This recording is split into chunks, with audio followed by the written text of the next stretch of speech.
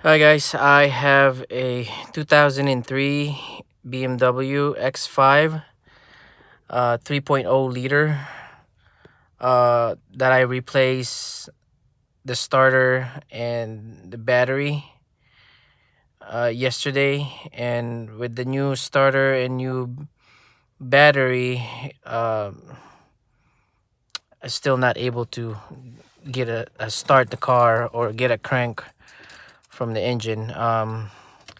So when I turn it on, I get all the lights,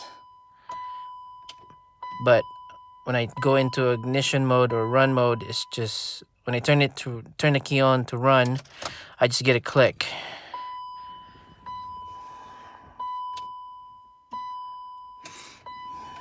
Nothing. Replace the starter, new starter, and new battery. First, replace the battery.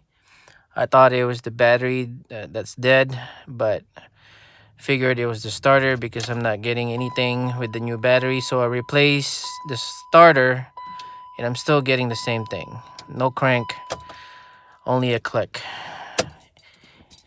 If you have any advice on what's going on with it, please message me. Uh, any information would help. Thank you.